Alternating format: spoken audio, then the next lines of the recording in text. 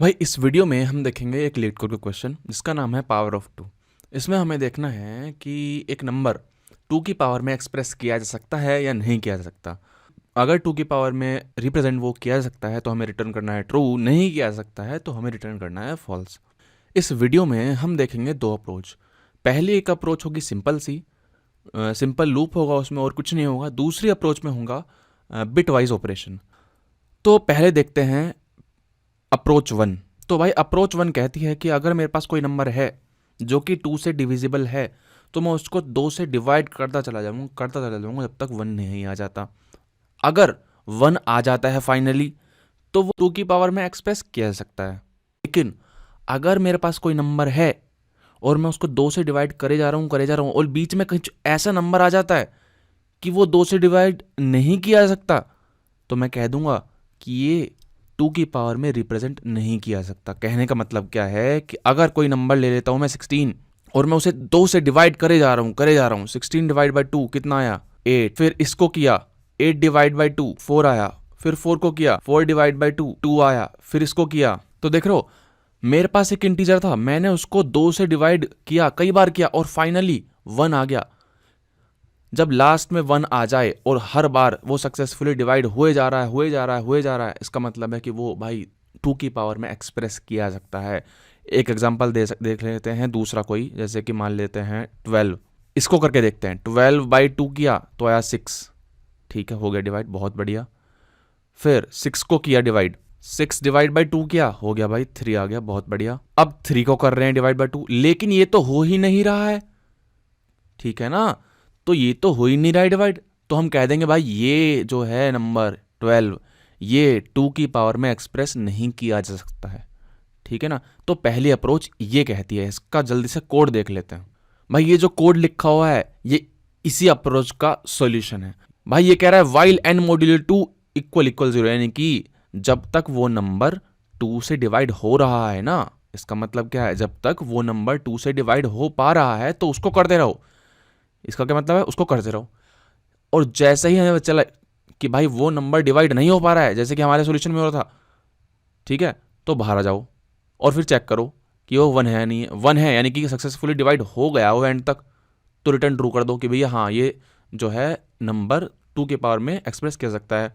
नहीं तो उसको फॉल्स रिटर्न कर देगा वो ऑब्वियसली। जैसे कि हमारा आया था 3, यहाँ पे लास्ट में ये आया था ना 3 एन, तो यहाँ पे क्या है वो 3 इक्वल इक्वल 1 आ जाएगा, 3 इक्वल इक्वल 1 जो कि फॉल्स आएगा, ठीक है। इसका मतलब क्या है, 12 जो होगा वो एक्सप्रेस नहीं किया सकता है टू की पावर में।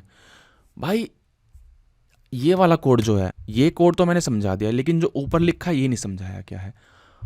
भाई अगर मैं इतना ही कोड लिखूंगा ना तो कोड जो है वो हमारा इनफाइनाइट लूप में चला जाएगा। कब चला जाएगा, जब n इक्वल टू जीरो होगा। अगर n इक्वल टू जीरो होगा तो ये जो वाइल के अंदर लिखी हुई है ना कंडीशन, ये हमेशा ट्रू होगी और ये लूप चलता जाएगा इनफाइनाइटली। तो मैंने लगा दिया कि अगर n इक्वल टू जीरो है ना तो भाई रिटर्न पहले ही फॉल्स कर दो। क्यों, क्योंकि भाई जीरो को तो मैं टू की पावर में एक्सप्रेस कर ही नहीं सकता हूँ, ठीक है ना। तो भाई ये है हमारी पहली अप्रोच। अब देखेंगे दूसरी अप्रोच। भाई दूसरी अप्रोच क्यों देख रहे हैं, भाई दूसरी अप्रोच इसलिए देख रहे हैं क्योंकि ये जो एल्गोरिदम है हमारी पहली वाली, इसकी टाइम कम्प्लेक्सिटी है log n। log n कैसे है, क्योंकि भाई हर आइटरेशन में हम अपने प्रॉब्लम को आधे हिस्से में बांट रहे हैं। जब भी हम पूरी प्रॉब्लम को हर आइटरेशन में आधे हिस्से में बांटते हैं तो उसे हम कहते हैं भाई log n कम्प्लेक्सिटी के एल्गोरिदम है। अच्छा, तो अब एक नई एल्गोरिदम देखते हैं जो कि होगी बिग ऑफ 1 की, ठीक है भाई। तो पहली अप्रोच हो गई है, इसमें कुछ नहीं करना भाई, आंख बंद करके डिवाइड करते चले जाओ दो से, और अगर वो कंप्लीटली डिविजिबल हो जाता है टू से और आंसर 1 आ जाता है फाइनली, इसका मतलब क्या है कि हाँ वो टू के बारे में एक्सप्रेस किया जा सकता है, नहीं तो नहीं किया सकता। अप्रोच 2 देखते हैं फटाफट से।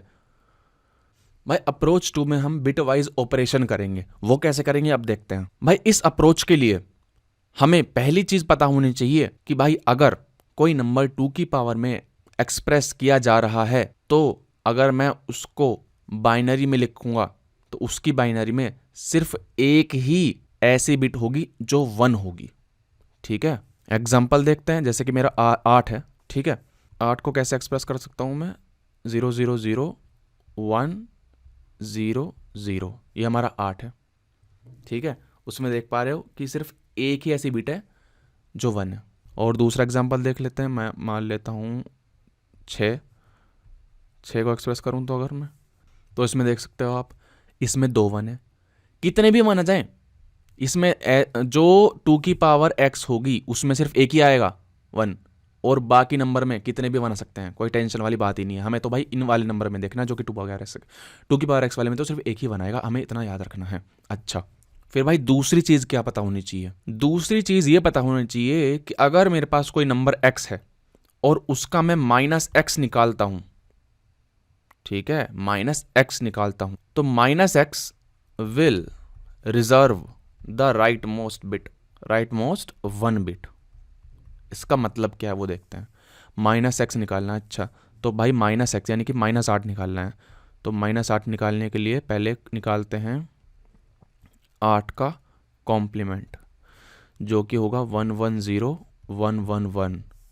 फिर -8 के लिए 8 के कॉम्प्लीमेंट में +1 करते हैं, जो कि हो जाएगा हमारा 1 और 1 0, और 1 और 1 0, 1 और 1 0, 1 1 1।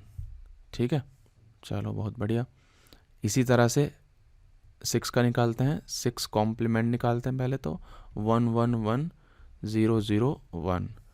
फिर -6 निकालने के लिए 6 के कॉम्प्लीमेंट में 1 ऐड कर देते हैं, ठीक है, 1 ऐड किया 0 1, बहुत बढ़िया। फिर ये एज इट इज़, बहुत ही बेहतरीन। तो भाई ये हमारा हो गया 8, ये हो गया हमारा -8, ये हो गया हमारा 6, और ये हो गया हमारा -6।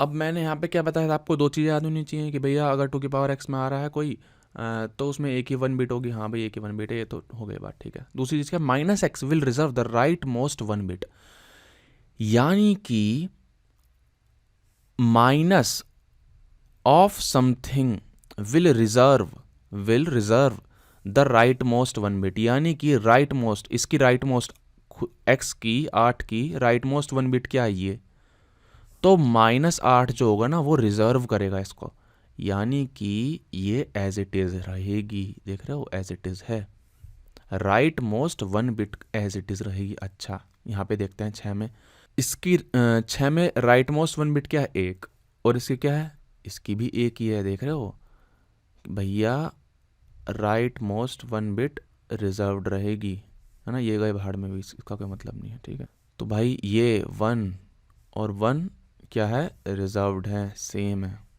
तो भाई ध्यान से देखना, अब मेरे पास x है, मेरे पास -x है, मेरे पास x है, मेरे पास -x है, और मुझे पता है कि x और -x में राइट मोस्ट 1 बिट जो होगी ना वो कॉमन होगी, वो रिजर्व्ड रहेगी हमेशा।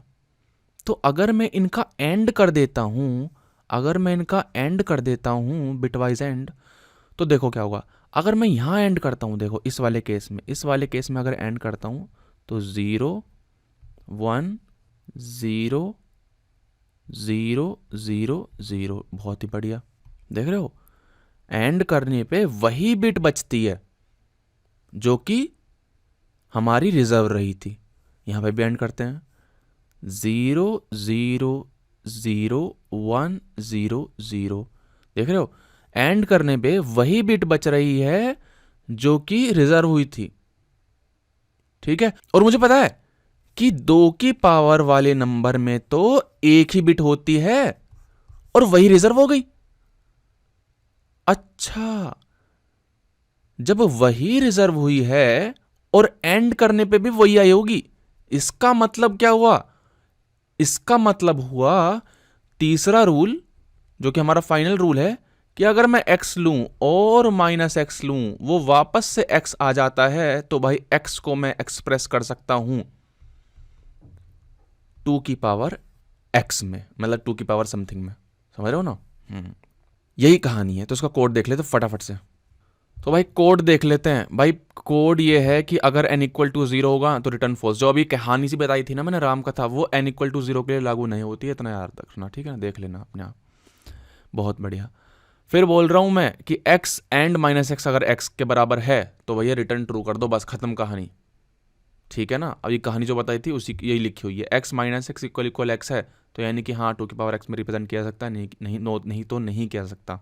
अच्छा भाई, ये बीच में एक कथा लिखी हुई है, इसका मतलब क्या है?